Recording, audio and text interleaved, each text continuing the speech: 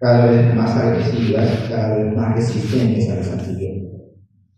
Entonces, cuando ustedes brinden un antibiótico a un paciente, hay que darle a la dosis correcta, ¿no? No le den a una dosis subóptima, porque eso genera más resistencia.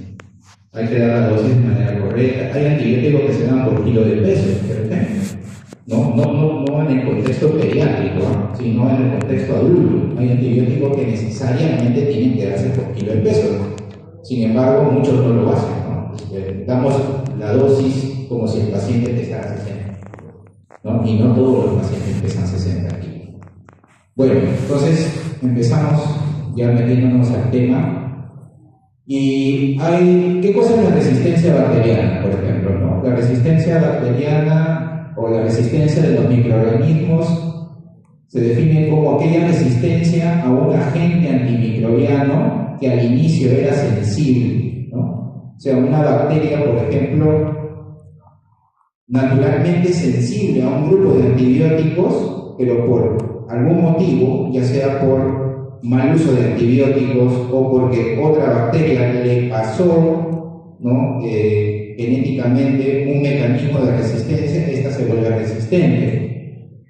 Pero ¿qué más dice? La resistencia a los antimicrobianos surge cuando la bacteria, los virus, los hongos y los parásitos cambian a lo largo del tiempo y dejan de responder a los medicamentos, lo que le hace más difícil el tratamiento de las infecciones e incrementa el riesgo de propagación de enfermedades, aparición de formas graves y muerte, ¿no? La resistencia a los antimicrobianos genera mucha mortalidad, ¿no? En Europa aproximadamente mueren 23.000, 25.000 personas al año ocasionada por una infección por un germen multiresistente. En Estados Unidos una cantidad similar, 25.000 personas al año. No se tienen datos en Latinoamérica, ¿no? Porque nosotros no hacemos, digamos, una vigilancia como debería hacerse, ¿no? Y las infecciones por gérmenes resistentes no son de notificación obligatoria, entonces nadie está obligado a notificar. Por eso es que no tenemos datos precisos o datos confiables. Pero yo creo que la mortalidad es mayor en Latinoamérica, ¿no? Porque tenemos muchas deficiencias. Nuestro sistema de salud es muy deficiente.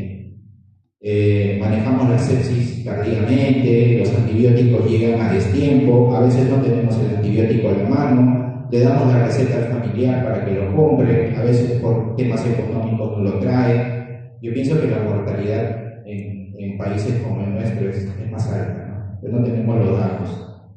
¿Qué más? La resistencia a los antibióticos se produce cuando las bacterias mutan en respuesta al uso de estos fármacos, ¿no? Son las bacterias y no los seres humanos ni los animales los que se vuelven resistentes a los antibióticos, ¿no? La resistencia a los antibacterianos es el proceso que utilizan las bacterias para tolerar y superar los efectos de los antibióticos. Es una definición de Nature. Sí, es cierto, pues, ¿no? Como todo ser vivo, ¿no? Los seres vivos, ¿qué es lo que quieren hacer? ¿Qué es lo que hacen los seres vivos? Los seres vivos tratan de sobrevivir, ¿no? Mantenerse, perpetuarse. Entonces, antibiótico que aparezca en el mercado, bacteria que en un lapso de tiempo, sea corto o largo, desarrollará un mecanismo de resistencia. Esa es, digamos, la biología natural. O sea, las bacterias van a desarrollar resistencia. Eso es algo natural. Lo que queremos nosotros con el uso prudente de antibióticos es alargar la vida útil del antibiótico. Eso es lo que queremos. Porque tarde o temprano la bacteria será resistente. Eso es algo biológicamente natural, ¿ya? Hay resistencias naturales y resistencias adquiridas. La resistencia natural es aquella resistencia con la que la bacteria nace. ¿De acuerdo? Las bacterias nacen ya con un mecanismo de resistencia. Por ejemplo, esta bacteria Stenotrofomonas, por ejemplo. Esta Stenotrofomonas es resistente natural a los carbapenémicos, ¿no? O sea, nosotros tenemos el concepto de que los carbapenémicos están entre las últimas líneas de tratamiento, lo top, pero Stenotrofomonas es resistente natural. La Stenotrofomonas solo lo tratas con Bactrim o con levofloxacino, básicamente. Entonces, hay bacterias que son intrínsecamente natural, resistentes a los antibióticos, ¿ya? O resistencia natural a los antibióticos. Y la resistencia adquirida es aquella resistencia en la que la bacteria, ¿no?, la adquiere por múltiples motivos, ¿no? Uno de ellos es la presión selectiva por el uso indiscriminado, prolongado de antibióticos, ¿ya? Entonces acá están los conceptos MDR, XDR, PDR. PDR viene de PAN, del prefijo PAN, pandrobo resistente, es decir, una bacteria que es resistente a todos los antibióticos, ¿no? Y de esto ya estamos viendo bastante en los hospitales. Por ejemplo, el Acinetobacter baumannii. Estamos viendo Acinetobacter resistentes a todos los antibióticos, ¿no? Pandrobo resistente. De ahí viene el término extremadamente resistente. Son aquellos y aquellas que son resistentes a todos los antibióticos, excepto a uno o dos. Excepto a uno o dos grupos de antibióticos, ¿no? Esas son las extremadamente resistentes. Y las multidrogoresistentes son aquellas que son resistentes a un antibiótico de cada una de tres familias, ¿no? Tres familias, por ejemplo, ¿no? Tengo una E. coli que vemos que es resistente a ciprofloxacino, entonces ya tomó ¿qué cosa? Las quinolonas. Vemos que es resistente a cefalosporinas de segunda generación, ya tomó otro grupo. Y vemos que es resistente a aminoglicósidos, ya tomó otro grupo de antibióticos, ¿no? Entonces, resistente a ciclo, a cefalosporinas, aminoglicósidos, ya es muy resistente, ¿ya? Entonces, esas son las definiciones. No llamen multidrogo resistente a cualquier cosa, tiene que cumplir esta definición, ¿de acuerdo? Entonces, es la idea de la clase. Bueno, ya les había comentado algo sobre el impacto de la resistencia a los antibióticos, ¿no? Se dice que para el año 2050 la resistencia antimicrobiana traerá más muertes que incluso el cáncer o que incluso el VIH-Sida, ¿de acuerdo? Entonces, de acá a unos 25 años, la resistencia antimicrobiana es una de las primeras causas de muerte en el mundo, ¿de acuerdo? Entonces, si no empezamos a hacer algo desde ahora, con el cambio de mentalidad que quiero que tengan ustedes, va a ser muy tardío. O de repente no va a ser en el año 2050, de repente de acá a 15 años ya la resistencia bacteriana va a ser una de las principales causas de muerte en el mundo. Y entonces esto es un tema serio, ¿de acuerdo, chicos? Es ¿cómo le llaman? La resistencia bacteriana es una pandemia. Hay resistencia bacteriana en todo el mundo, ¿no? En todo el mundo. Y es un problema no solamente en Sudamérica, sino en cualquier continente que ustedes, o en cualquier parte del mundo, perdón, ¿ya? También trae un montón, no solamente de muertes, sino también de gastos, ¿no? La parte económica también es importante, ¿no? Un paciente con una infección por un germen resistente o por una infección intrahospitalaria en los Estados Unidos ocasiona por paciente $38,000. O sea, un paciente con una infección intrahospitalaria genera un gasto de $38,000 durante toda su estancia, ¿no? UCI, antibióticos, enfermeras, etc. Es un gasto fuerte. Lógicamente el gasto no es $38,000, ¿no? Pero es fuerte, ¿no? Para lo que es nuestra moneda, ¿no? Seguramente algo menos, pero igual sigue siendo fuerte. Y miren, estas son las bacterias problemáticas, ¿no? O sea, acuérdense de estos nombres: Acinetobacter, Carbapenem resistente, ¿no? O sea, estos Acinetobacters que solamente pueden ser tratados con algún otro antibiótico. Las enterobacterias resistentes a los carbapenémicos. Miren, este Acinetobacter causó 700 muertes en el 2017 en los Estados Unidos, solamente por Acinetobacter, ¿no? Y causó gastos de $281 millones, ¿no? Y las enterobacterias resistentes a los carbapenémicos ocasionaron 1.100 muertes en los Estados Unidos en el 2017 y 130 millones de dólares en gastos.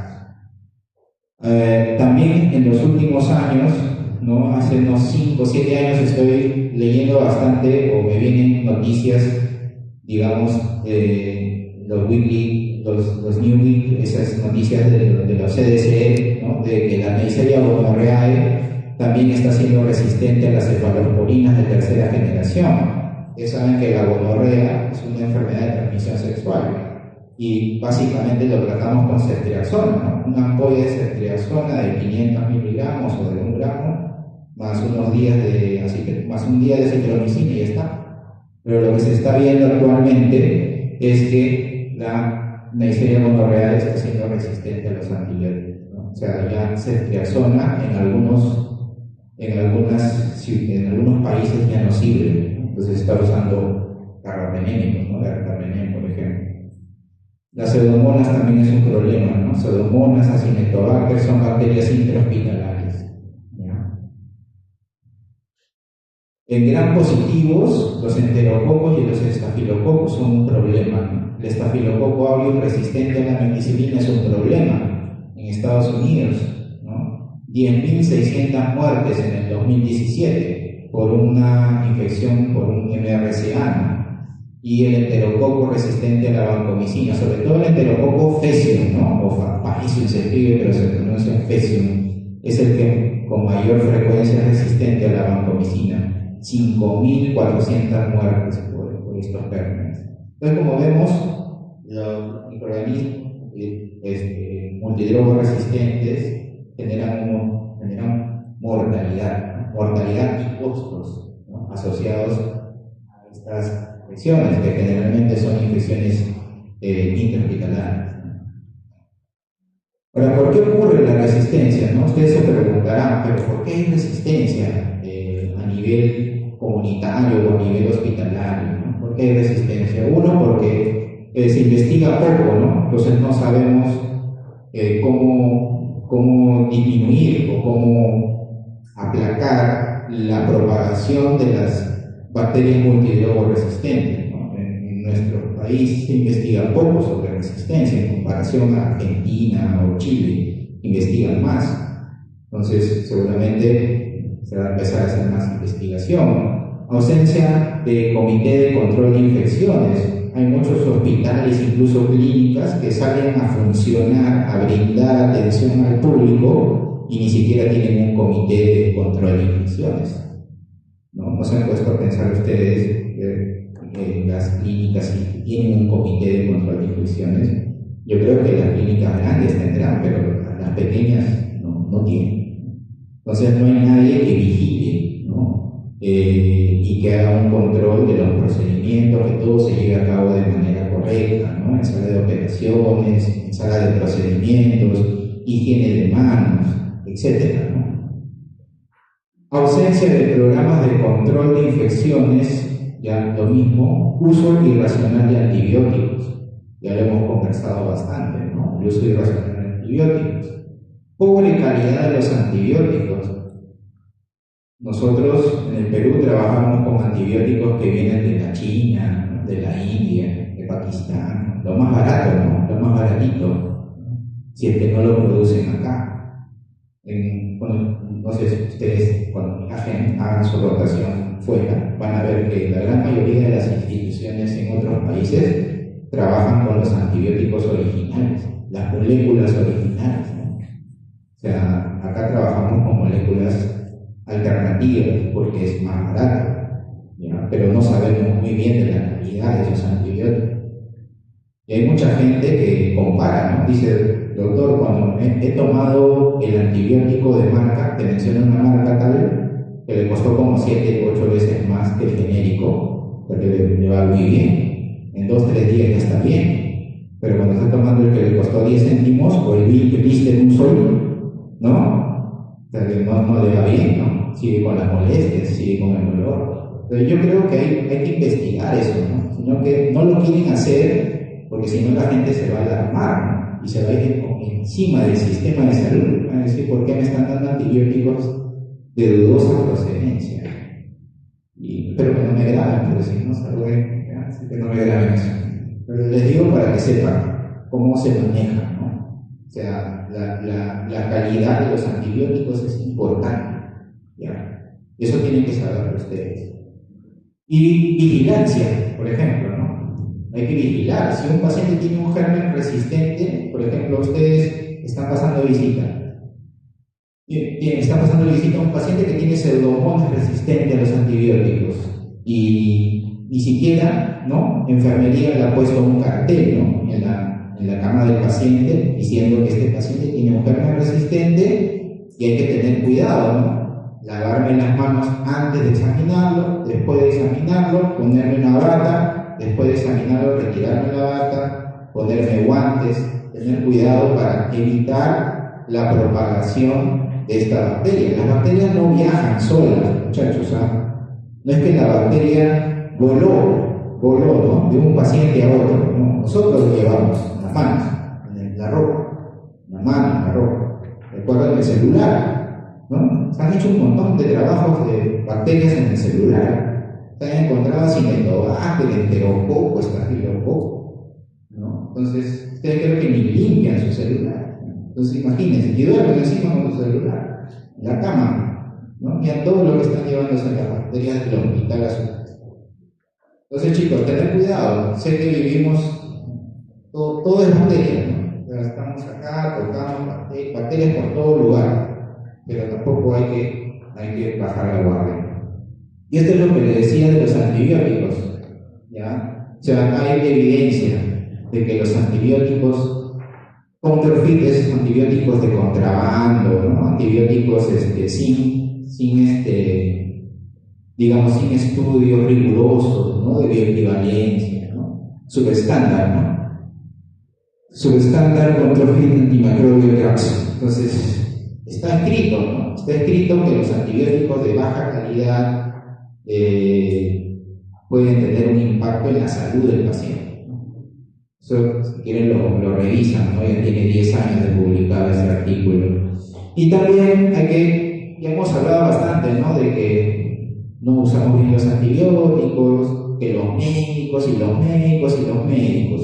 Ya, está bien. Pero del 100% de los antibióticos que salen al mercado, 100%, solamente el 30% se usa en salud humana.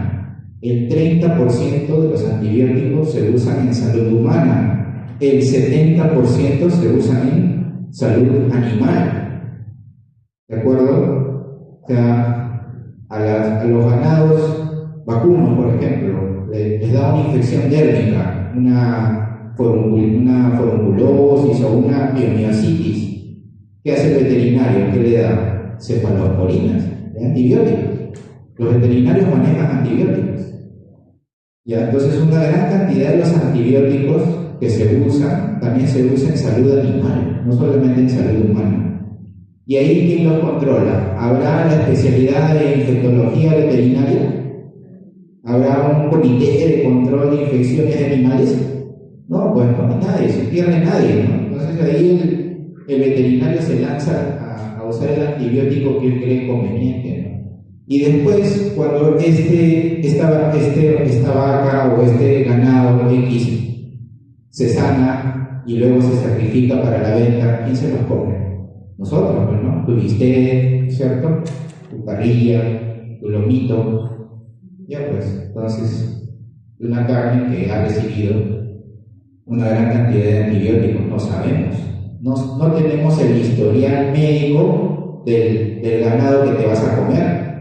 No sabemos cómo fue criado, por último, ¿no? Entonces, yo pienso que la resistencia es un tema que no podemos evitar, porque hay muchas aristas, hay muchos caos, ¿no? Que no podemos intervenir, ¿no? Es imposible intervenir en todo, pero desde nuestra tribuna, como dirían algunos, desde nuestro lugar, desde nuestro asiento, podemos hacer algo para que esto disminuya, ¿no? Y ustedes de acá unos años van a tener licencia, ¿no? Licencia no para matarnos, sino licencia para hacer el bien, ¿de acuerdo? Entonces ustedes sellar y van a prescribir antibióticos. Y espero que lo hagan al menos con cierta prudencia, cierta prudencia. Ok, y como se ha visto que la salud humana, la salud animal, la salud ambiental se relaciona, ¿no? Y eso se llama One Health, una salud, ¿no? El concepto de una salud. El concepto de una salud nace porque se sabe de que la salud humana no es un ente o no es un tópico aislado, ¿no? La salud humana no es aislada. Nosotros nos relacionamos todo el tiempo, ¿no? Incluso hay algunos que duermen con sus mascotas, ¿no? ¿No es cierto? Duermen con sus mascotas. Entonces, la salud humana no es algo aislado. Nosotros nos relacionamos con los animales y con el medio ambiente. Entonces tenemos que abarcar estas, digamos, estas aristas, ¿no? Entonces ya se han reunido gente de salud animal, de salud ambiental y salud humana para ver cómo cada uno trata de proponer mejoras y establecer un trabajo, digamos, armónico, coordinado, para que la resistencia bacteriana disminuya, ¿no? Esa es la idea, y que la resistencia bacteriana disminuya a nivel global. Bueno, hablando sobre los mecanismos de resistencia, tenemos varios mecanismos, ¿no? Modificación enzimática. Cuando hablamos de enzimas, entonces ustedes acuérdense del sufijo asas, ¿no? Beta-lactamasas, carbapenemasas, ¿no? Esas son enzimas.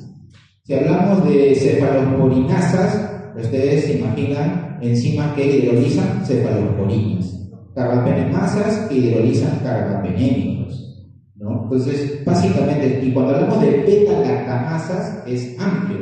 Son enzimas que hidrolizan a los beta-lactámicos, pero es amplio. No sabemos qué beta-lactámico, ¿no? Cuando yo digo beta-lactámico, me refiero a penicilinas, me refiero a cefalosporinas, me refiero a carbapenémicos, me refiero a estereonatos, ¿no? Lactámicos. Entonces, cuando yo digo beta-lactamasas, es amplio, ¿no? Entonces, tenemos modificación enzimática, cambios en la permeabilidad del antibiótico. Ustedes saben que para que los antibióticos ingresen al sitio diana, tienen que atravesar la membrana, primero la membrana negativa, ¿no? Membrana externa, membrana interna, ¿no? ¿Y cómo la atraviesan? A través de poros, ¿no? Entonces, hay porinas que cambian su conformación, cambian su estructura y evitan que los antibióticos ingresen. Por ejemplo, un ejemplo de porina, la porina OPRB, que impide el paso del imipenem, por ejemplo, ¿no? También saben ustedes, porque esto ustedes lo han revisado en su curso de fármaco, que existen bombas de expulsión, ¿no? Bombas de expulsión. Son las bombas que eliminan o expelen los antibióticos del espacio periplásmico al exterior, ¿no? Son bombas de expulsión. Hay bombas de expulsión para cada grupo de antibióticos, ¿no? Por ejemplo, en Pseudomonas está la bomba más famosa, que es la OPRM, Bexabe-OPRM, que es la más famosa. ¿Qué más? Y tenemos modificaciones en el sitio de ataque del antibiótico, ¿no? Modificaciones en las PBP. Ustedes saben que las PBP son proteínas ligadoras de penicilina, ¿no? PBPs. Hay varios tipos de PBPs. Hay antibióticos que son selectivos para cada PBP. Entonces estas PBP se alteran, entonces hacen que el antibiótico no tenga afinidad por esta PBP y por lo tanto la síntesis de la pared bacteriana se sigue llevando a cabo. Entonces, yo diría que estos son los tres principales a grosso modo, no estoy hablando a detalle de cada uno de ellos, pero a grosso modo estos serían los principales mecanismos de resistencia, ¿no? Este es un ejemplo de las bombas de flujo, ¿no? Las bombas de flujo generalmente no te expulsan solo antibióticos, te expulsan varios a la vez, no solamente antibióticos, sino también sustancias químicas. Por ejemplo, se han visto que hay bombas de flujo para la clorexidina, ¿no? La clorexidina, que nos lavamos las manos, ¿no? para entrar a la sala de operaciones, clorexidina. Se han visto que hay bacterias que eliminan clorexidina, ¿no? No solamente antibióticos, y las bombas no son selectivas para un solo antibiótico, expulsan varios antibióticos a la vez, ¿ya? Con respecto a los gram positivos, Staphylococcus aureus es el que ustedes deberían considerar siempre. No siempre se van a topar con un Staphylococcus aureus en su vida, así vayan a ser radiólogos, siempre van a toparse con un Staphylococcus aureus toda su vida. Entonces el Staphylococcus aureus básicamente o es meticilino sensible, o es meticilino resistente, o tiene una sensibilidad intermedia a la vancomicina, o es vancomicino resistente, ¿no? Estos son los 4 fenotipos del Staphylococcus aureus, o Staphylococcus dorado, ¿no? El Staphylococcus aureus está bien. Lo más frecuente de un paciente que nunca ha usado antibióticos, ¿no? Es un paciente, digamos, por lo demás saludable. Lo más frecuente es que ustedes se encuentren con un staph meticilino sensible, ¿no? Es uno de los más frecuentes. Si está en el medio hospitalario, es un paciente que ha sido posoperado, o es un paciente que está hospitalizado por más de 3 días y ha adquirido una infección intrahospitalaria y se sospecha de un gram positivo, bueno, tengo que pensar que es un meticilino resistente, ¿no? Lógicamente, ¿ya? Ahora, ¿qué pasa con este Staph aureus vancomicino resistente? Ya, este de acá no se ha reportado nunca en el Perú. Nunca se ha reportado un Staph aureus vancomicino resistente. ¿Ya? Entonces, cuando ustedes vean un Staph aureus vancomicino resistente, me avisan, ¿ya? Me avisan. No, nunca se ha reportado. Creo que hasta el año 2016, 2018, porque de ahí ya le perdí el rastro. Había como 12 o 16 cepas reportadas en el mundo, ¿ya? Entonces, bien raro, ¿ya?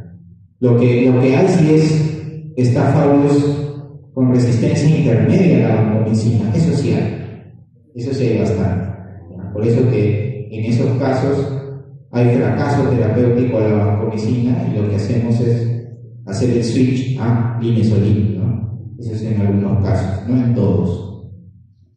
La principal resistencia a Staphylococcus aureus por meticilino resistencia es por la presencia del gen MECA. El gen MECA, ¿qué hace el gen MECA? Altera la PBP2, la convierte en PBP2A.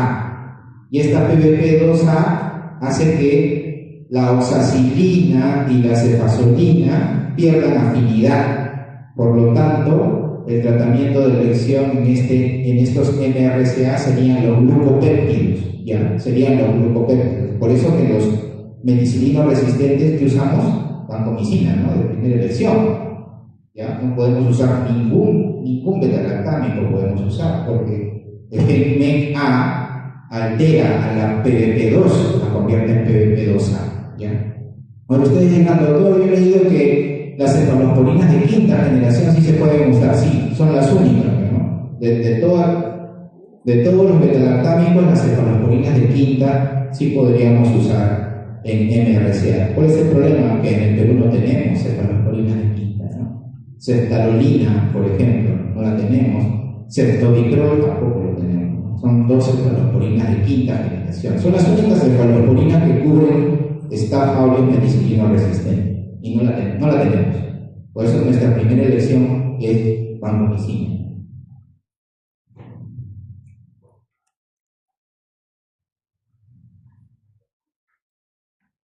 Bueno, acá es un ejemplo, ¿no?, de cómo sería una resistencia a los glicopéptidos, ¿no? La resistencia a los glicopéptidos se da porque normalmente cuando en la síntesis de la pared del péptido glucano hay una terminación que se llama DALA-DALA, ¿no? La DALA-DALA tiene afinidad por los glicopéptidos,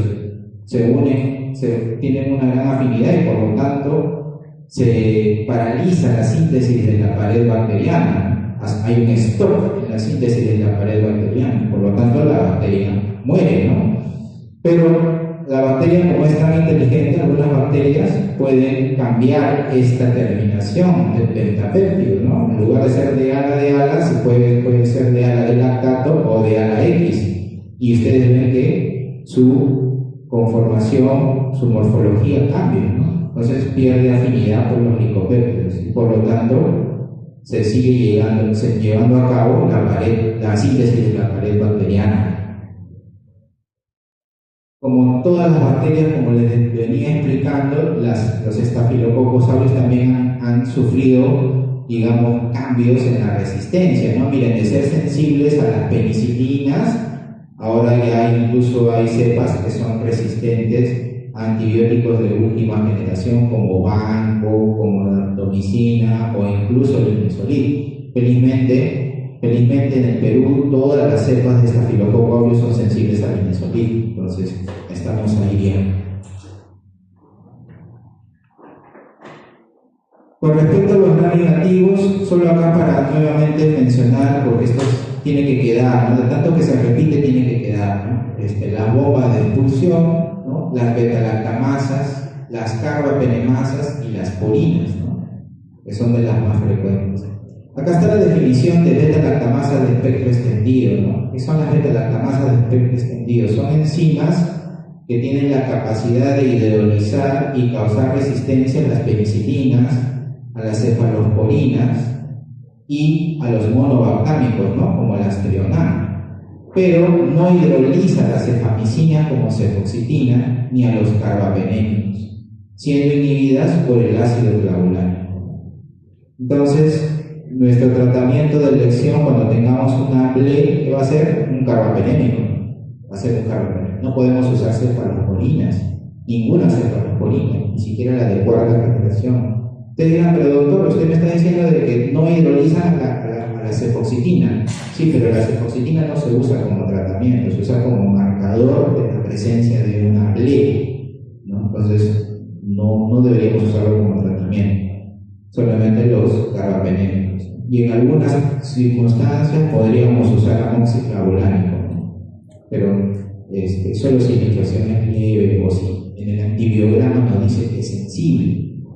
Y las carbapenemasas son beta-lactamasas capaces de hidrolizar a los carbapenémicos.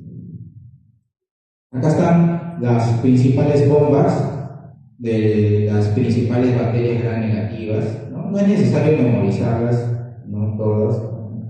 En algún momento me la memoricé, pero no tiene sentido.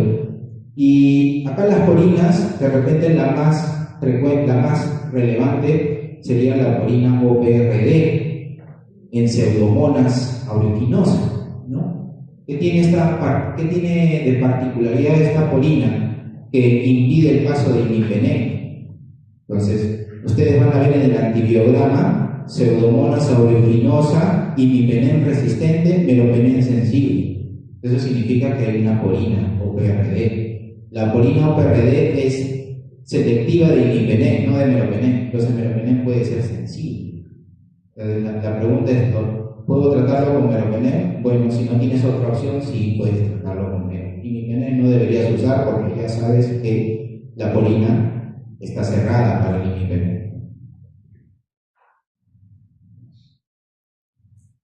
Y también hay resistencia a los aminoglicósidos por modificación de las enzimas, ¿no? Pues son enzimas modificadoras de los aminoglicósidos. Y acá tenemos 3 enzimas modificadoras de los aminoglicósidos: la acetiltransferasa, fosfotransferasa y nucleotidiltransferasa. O sea, son enzimas que modifican a los aminoglicósidos y los inactivan. También, como les decía, siendo colistina uno de los antibióticos de último recurso para el manejo de infecciones extremadamente resistentes, también ya se ha visto resistencia a la colistina, ¿no? Desde hace muchos años. No sé si ustedes sepan, pero hace unos 15 o 10 años en la China se usaba en los alimentos balanceados para los cerdos, se usaba colistinetato sódico. Se estaba dando colistina a los cerdos en su alimento balanceado para evitar de que adquieran infecciones, ganen peso, ¿no? O sea, los antibióticos en salud animal lo usan para que los animales no se enfermen y ganen peso. Para eso lo usan, ¿no? Entonces, en la China se usaba bastante colistinetato sódico. Incluso en Brasil también han encontrado granjas donde usaban polistimetato sódico en sus alimentos balanceados. Esto ya está prohibido. La OMS lo ha prohibido hace como 10 años. Entonces se ha visto de que la resistencia a colistina también se debe al uso indiscriminado en salud animal. Entonces, después de hablar de todo este panorama de la resistencia, ¿qué es lo que deberíamos hacer para mitigar estas consecuencias, en algunos casos devastadoras, de la resistencia bacteriana en el mundo? ¿Qué deberíamos hacer? Bueno, deberíamos hacer varias cosas, ¿no? Esta es una propuesta. Lo que deberíamos hacer es educar y motivar. Educar y motivar. O sea, educarlo a ustedes y motivarlos a usar apropiadamente, juiciosamente, prudentemente, racionalmente los antibióticos. Eso es lo que se debería hacer. ¿Qué más? Higiene de manos. Higiene de manos. Antes de la pandemia, recibíamos el vuelto del cobrador, ¿no? El vuelto, y después, ¿qué hacíamos? Nos metíamos la galleta, ¿no? El chisito a la boca, ¿no? ¿Cuántas bacterias creen que están consumiendo ahí? ¿No? Y hasta ahora lo hacen, ¿no? Le dan el pan al cobrador del micro y siguen comiendo su galleta. Entonces es inadmisible, ¿no? Pero bueno, lo hacemos y no nos pasa nada, no tenemos ni idea. Entonces imagínense qué tan contaminados debemos estar para que esa carga bacteriana no nos haga nada, ¿no? Entonces higiene de manos, y eso es en el contexto coloquial de ustedes, día a día, pero la higiene de manos al examinar al paciente, ¿no? Al estar en contacto con un paciente, es importante. Alcohol gel en el bolsillo. Guías de tratamiento, ¿no? Todos los hospitales deberíamos tener una guía de tratamiento para saber qué hacer, ¿no? Qué hacer en una neumonía, qué antibiótico debe en una infección urinaria, en una celulitis, ¿no? Las vacunas, ¿no? Son importantes. ¿Qué dicen ustedes? Las vacunas son importantes. Recomienden a sus abuelos o sus padres más de 60 años vacuna contra el neumococo. ¿Cuántos de ustedes me han recomendado a su abuelo vacuna contra el neumococo, por ejemplo? Vacuna contra la influenza, ¿no? Entonces, los ancianos, los adultos mayores son los que más ingresan al hospital por neumonías adquiridas en la comunidad, ¿no? Neumonías adquiridas en la comunidad que tranquilamente podrían haberse evitado con vacunas, ¿no? Entonces, la gente no se infecta, no se usa antibiótico, por lo tanto, menos resistencia, ¿no? La resistencia bacteriana es directamente proporcional al uso de antibióticos. Países con mayor consumo de antibióticos tienen más resistencia. ¿De acuerdo? Vacunas. ¿Qué más? Programas de control de infecciones, programas de uso racional de antibióticos, tener los antibióticos a la mano, ¿no? Hay pacientes que tienen infecciones por gérmenes extremadamente resistentes y en farmacia no hay el antibiótico para tratarlo. Entonces, el familiar tiene que comprar y a veces llega después de 2 o 3 días, a veces después de haber hecho una pollada, eso demora varios días. Entonces, imagínense. Entonces, por cada hora que pasa y no damos el antibiótico correcto en el contexto de una sepsis, la mortalidad se incrementa. Y eso ustedes lo tienen que saber. Entonces es importante que las farmacias tengan antibióticos en sus servicios, ¿no? Una política nacional de control de antibióticos, de control de infecciones, que, bueno, recién se ha implementado, se está implementando, el uso racional de medicamentos, control y prevención de infecciones intrahospitalarias, vigilancia de los antibióticos y vigilancia de la resistencia bacteriana, y evitar antibióticos de baja calidad, ¿no? Habíamos comentado de la calidad de los antibióticos, que también es importante, sino que no lo vemos, o ustedes de repente todavía no lo ven, pero ustedes se van a dar cuenta más adelante cuando empiecen su práctica médica, se van a dar cuenta que la calidad de los antibióticos tiene mucho que ver. Entonces, para terminar, ¿qué conclusiones podemos sacar de la clase de hoy? ¿No? Que la resistencia antimicrobiana es un problema de salud pública global, que la resistencia antimicrobiana es multifactorial, que el uso indiscriminado de los antibióticos, tanto en salud humana como animal, influye en la rápida aparición de la resistencia. El impacto de la resistencia antimicrobiana en morbimortalidad y en lo económico es alto. Ustedes han visto la gran cantidad de mortalidad y lo que ocasiona en gastos, ¿no?, para los sistemas de salud. Que cada vez es más frecuente la resistencia bacteriana en la comunidad. Ahora, le decía, ¿no?, más frecuente una infección urinaria por un Permenplay, ¿no?, de una paciente que viene de su casa, no viene de un hospital. Es más frecuente, cada vez más. ¿Por qué? Nuevamente, ¿por qué venimos a eso? Porque en la farmacia pues, nos venden qué cosa. Cuando tienen ardor al orinar, ¿qué compran en la farmacia? Ciprofloxacin, Iridium y una serie de cosas, ¿no? Iridium no es un antibiótico, es un antiinflamatorio, pero es lo que venden en la farmacia. Prevención, ¿no?, y control de infecciones intrahospitalarias son claves. La prevención y el control de las infecciones, y en eso ustedes tienen que ayudarnos, ¿no? Ustedes como estudiantes, cuando van a evaluar a un paciente, tienen que tomar las medidas de control de infecciones. ¿De acuerdo? No los quiero ver andando con su guardapolvo en la calle, ¿no?, en el centro comercial, en el cine, ¿no? Los pasan por el cine, vienen una parejita con su guardapolvo, ¿no?, de una universidad X, ¿no?, viendo películas ahí en el cine. Entonces, el guardapolvo es para ir al hospital, no es para pasearse por la calle, ¿no? Ok, no sé si hay alguna pregunta. Ya, solo un par de cultivos. Espero que nadie convulsione. Todos tienen que estar atentos. Un par de cultivos que son cultivos clásicos. Entonces, cuando ustedes vayan a sus sedes y vean un cultivo, ya ustedes tienen que saber qué mecanismo de resistencia tiene la bacteria. O sea, tienen que lucirse, ¿no? Que valga la pena que ustedes hayan venido un sábado. Hoy es un sábado, ¿no? Deberíamos, no sé, estar en otro sitio, ¿no? No aquí. Pero que valga la pena. ¿Ya? Entonces, dos cultivos clásicos. Hay más cultivos ahí, revísenlo, no hay problema. Pero mi intención es que ustedes hoy día sepan identificar bien una ble y sepan identificar bien una carbapenemasa, que es lo más frecuente en los hospitales. ¿De acuerdo? A ver. Este es un caso clínico típico, ¿eh? Bastante típico.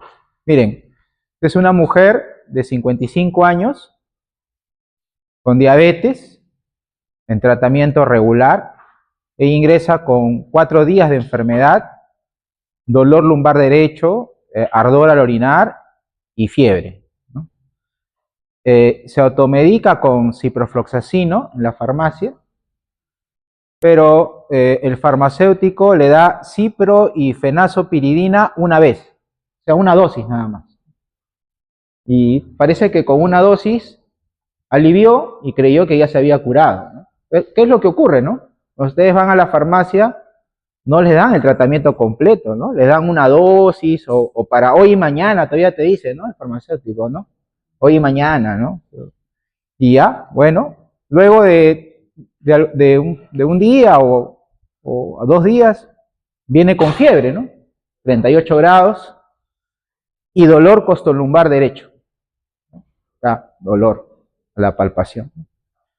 Le hacemos puñopercusión lumbar derecho, bastante notorio, también algo en el izquierdo, pero predominantemente en el derecho, ¿no? Hemodinámicamente estable. Le pedimos algunos exámenes, porque ya nuestro diagnóstico, ¿qué sería? Una pielonefritis, ¿no? Fiebre, dolor lumbar, ¿no? Fiebre, dolor lumbar, pielonefritis, ¿no?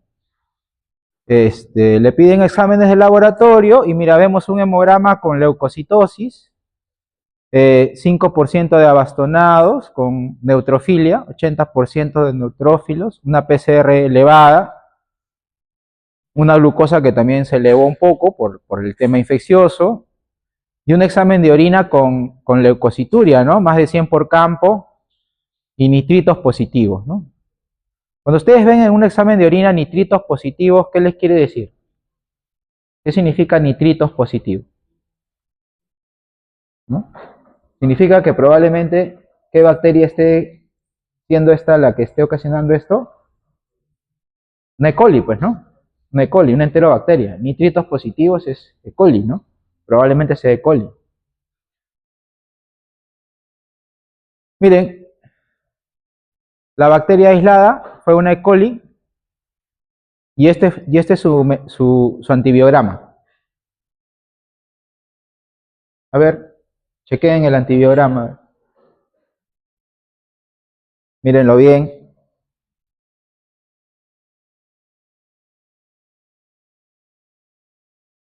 Es un caso del día a día. Del día a día.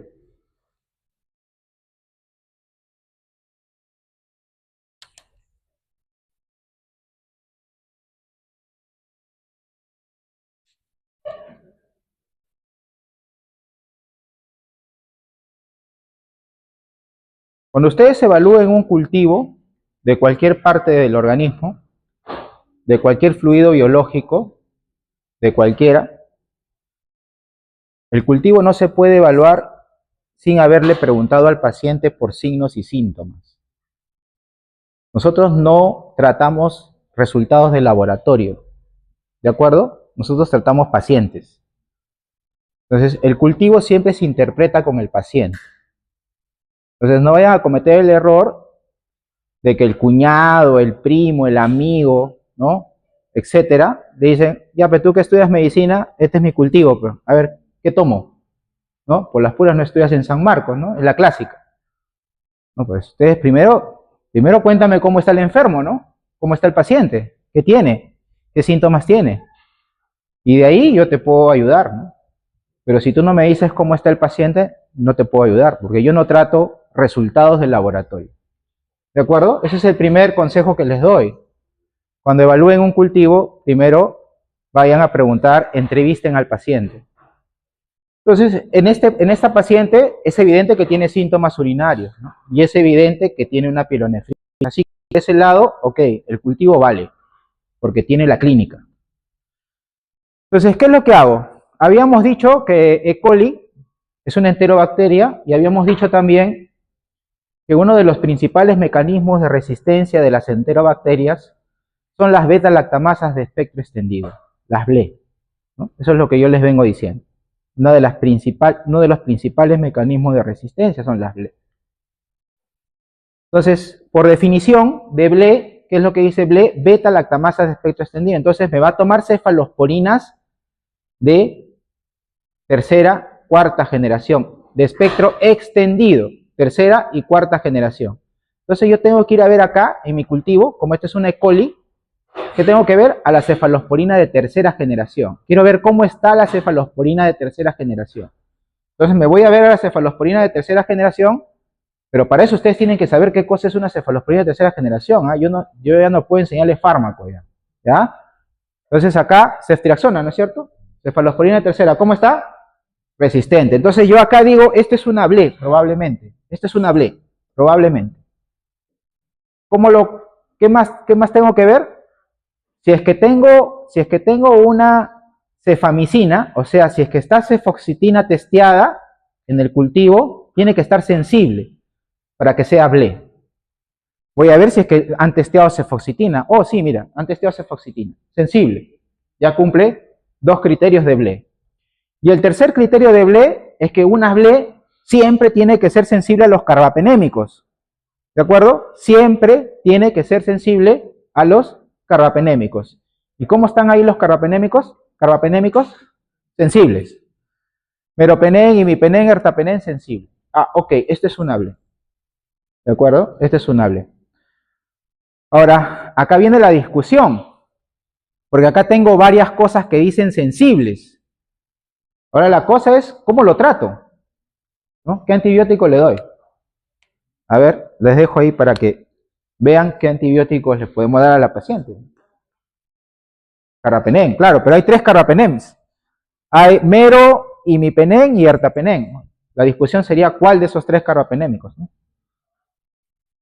O si por ahí alguien se anima a manejarla con amicacina, o si por ahí alguien se anima a manejarla con nitrofurantoína, ¿no? Está sensible también.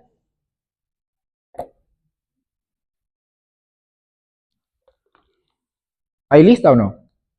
Delegado, ¿hay lista? Ah, ya. Propósito, para no preguntar. Ya.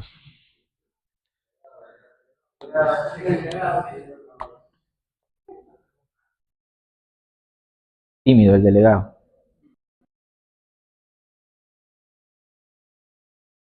¿Alguien que quiera animarse a darle el antibiótico al paciente, a la paciente? ¿Alguien?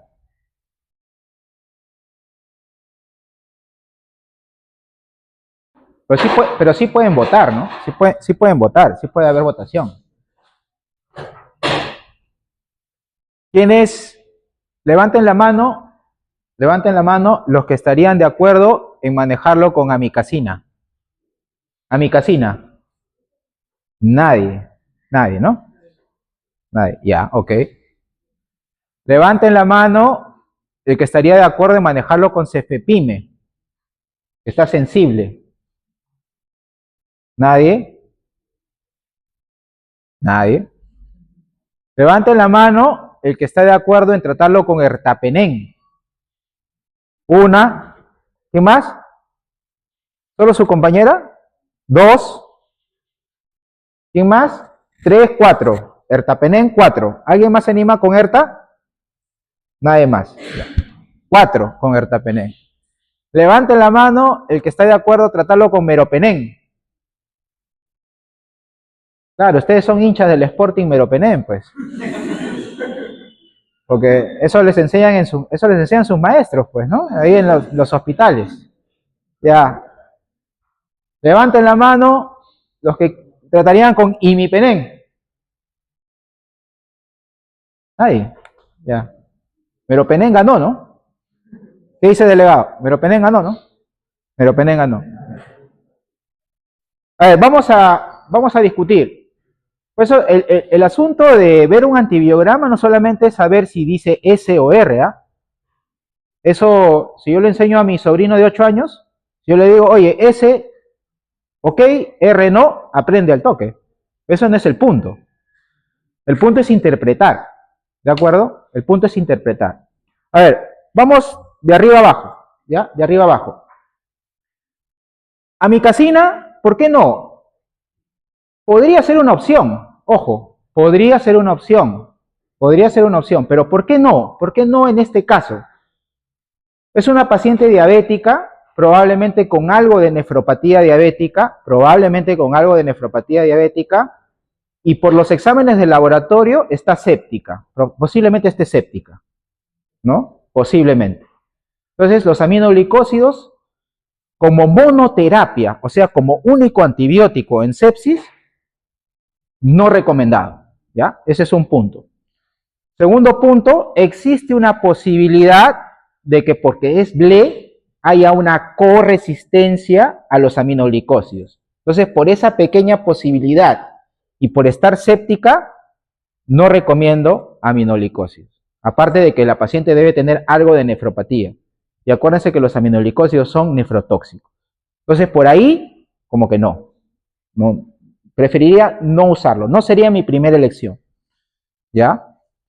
Nos vamos a cefepime. Cefepime, por definición, las BLE que hemos dicho, las BLE toman cefalosporinas de primera a cuarta generación. Por más que la cefepime sea sensible, que es una cefalosporina de cuarta, no se debe usar. En BLES no se debe usar ninguna cefalosporina. ¿De acuerdo? ¿Sí? Ninguna cefalosporina en BLE. Ninguna. Entonces, por definición, de BLE no podemos usar cefepime. ¿Ya? ¿Qué más? Ertapenén. Ertapenén es un carbapenémico ideal para las enterobacterias productoras de beta-lactamasa de espectro extendido. Ideal. Es el carbapenémico ideal. ideal. Aprobado por FDA para infección del tracto urinario, infecciones intraabdominales e infecciones de piel y partes blandas. Ertapenem es el antibiótico ideal para enterobacterias productoras de beta-lactamasas de espectro extendido. La E. coli, ¿qué cosa es? Es una enterobacteria. Meropenem. Meropenem también es un carbapenémico, cubre pseudomonas y acinetobacter. Muy bueno para enterobacterias y también para las productoras de beta-lactamasa de espectro extendido.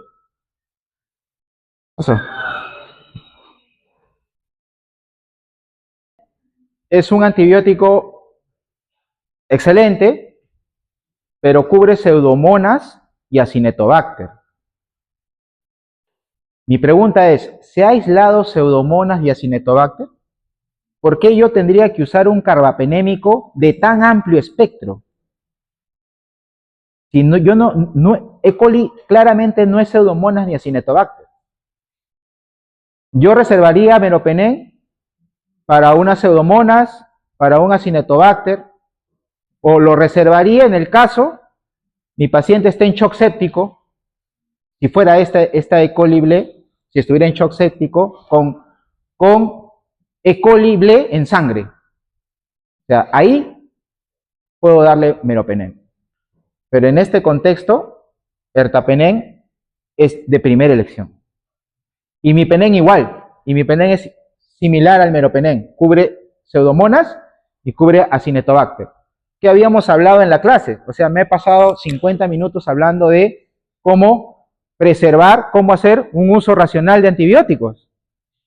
Y claramente dando meropenem a esta paciente no estaría haciendo uso racional de antibióticos.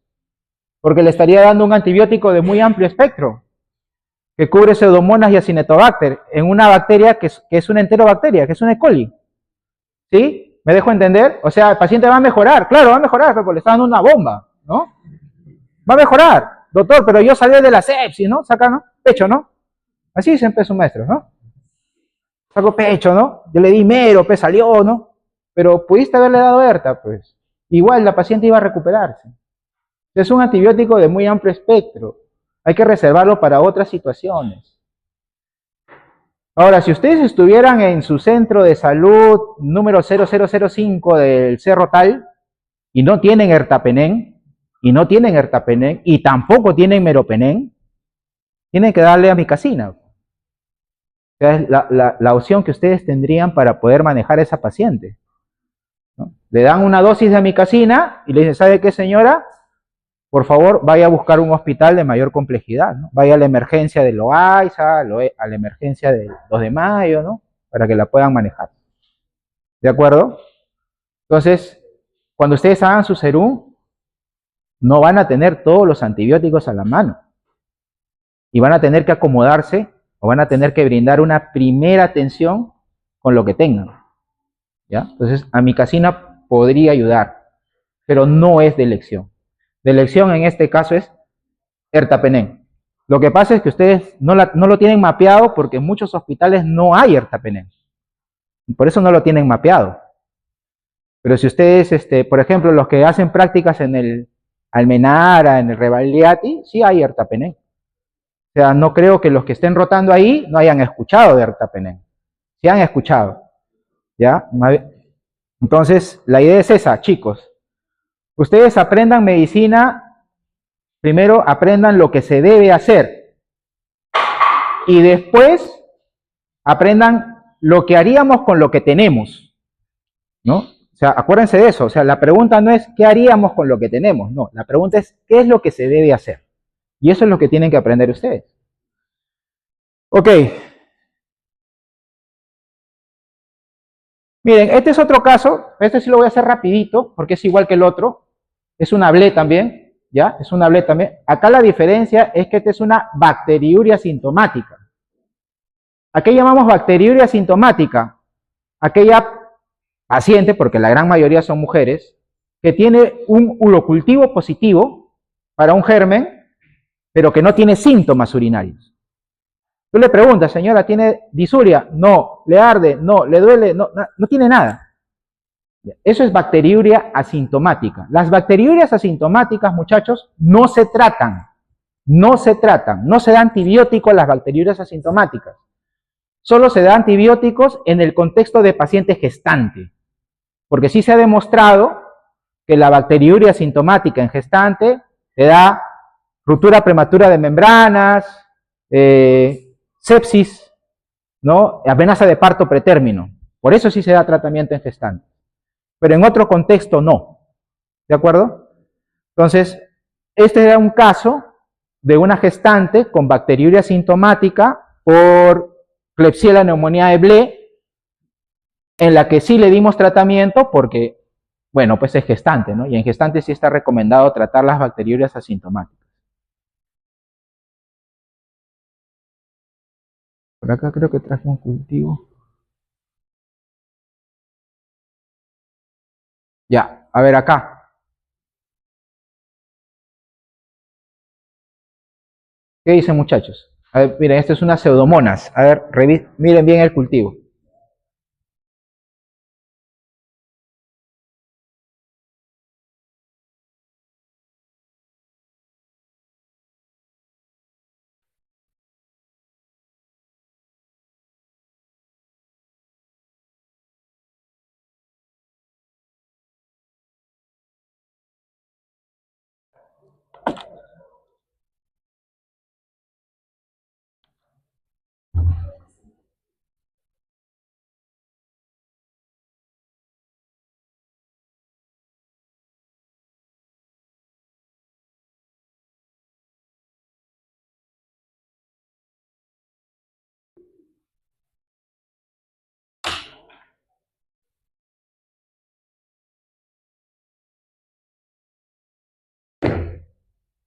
¿Qué dicen?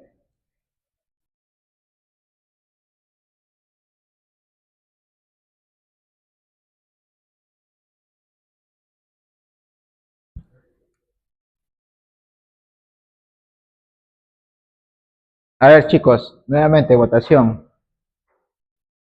Levanten la mano los que están de acuerdo en tratarlo con amikacina. ¿Nadie? ¿Nadie se anima? Ok. Levanten la mano los que están de acuerdo en tratar al paciente con meropenem. Pero ¿por qué se ríen? Si ustedes son hinchas del Sporting Meropenem. ¿Por qué se ríen? ¿Nadie? Bueno. Levanten la mano los que están de acuerdo en tratarlo con colistina. ¿Qué pasa? ¿No tienen manos? 1, 2, 3, 4. Supongo que todo el aula, ¿no? Ya. Colistina ganó. A ver. Cuando ustedes tengan pseudomonas resistentes a los carbapenémicos, pseudomonas, resistente a los carbapenémicos, no necesariamente es por carbapenemasa. No necesariamente es por carbapenemasa. Puede ser por bombas de expulsión, podría ser por bombas de expulsión, podría ser por cierre de porinas, ¿no? O, complicando un poquito más la situación, podría ser una hiperexpresión de una enzima que se llama AMC. Bueno, pero eso ya yo me entiendo, ¿no? Entonces, podría ser esa hiperexpresión. No necesariamente por carbapenemasas. Entonces, ese es el primer concepto. Ahora, ¿cómo saber si es o no por una carbapenemasa? Lo ideal en un hospital de primer mundo, te darían este resultado con un test de carbapenemasa, ¿no? O sea, acá abajo diría test de carbapenemasa positivo o negativo. Y todavía, si fuera un hospital de estos prestigiosos, te diría qué tipo de carbapenemasa es. si es una carbapenemasa de tipo A, si es una metalo-beta-lactamasa, o si es una carbapenemasa de tipo D. O sea, te daría esa información. Pero, como estamos ¿no? Como somos peruvianos, ¿cierto? ¿Cómo más o menos nos podemos dar cuenta? Por los mix, por las concentraciones mínima inhibitorias. ¿Ya? Y vemos acá que la concentración mínima inhibitoria del meropenem está más de 32. Eso a mí, indirectamente me dice que es una carbapenemasa. Es muy alto ese mix. Es muy alto. ¿De acuerdo? Es muy alto. El punto de corte para decir si es resistente o sensible al meropenem es de 4 a 8, de MIC, de 4 a 8. Esta tiene 32. Probablemente esto sea una carbapenemasa. Ahora, no sé si le habrán hecho carbapenemasa.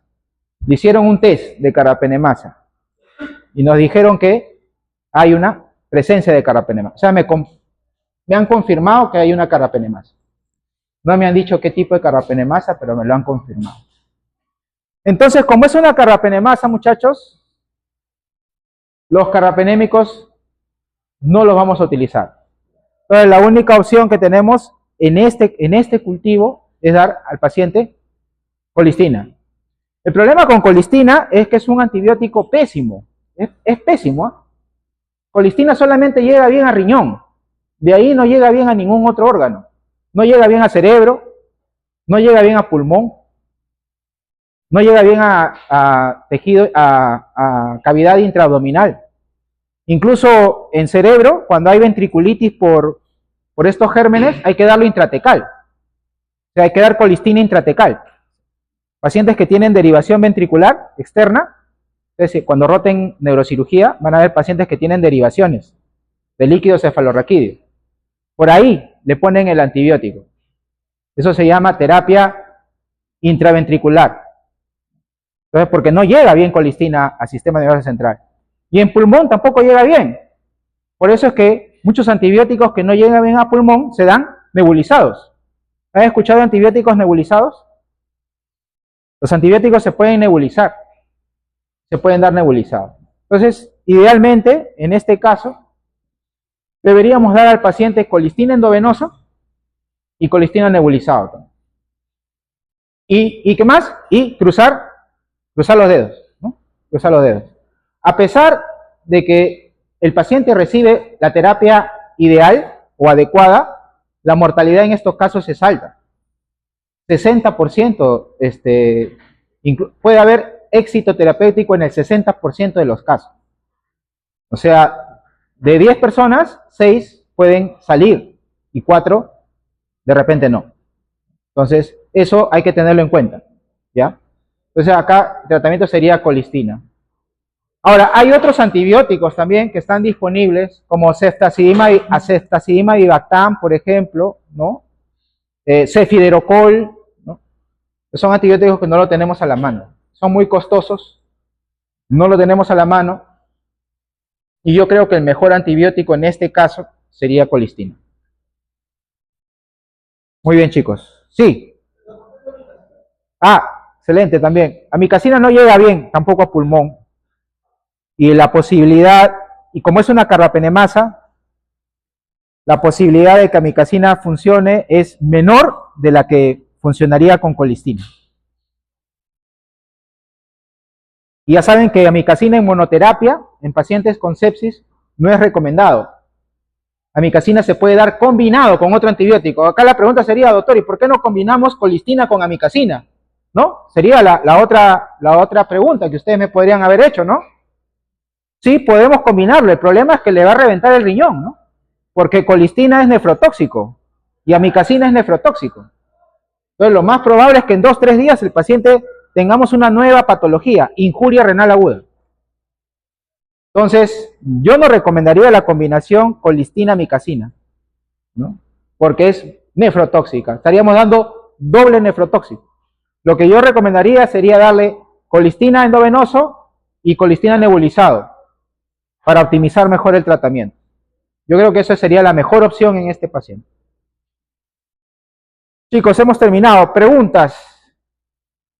¿Ninguna? Ok, gracias.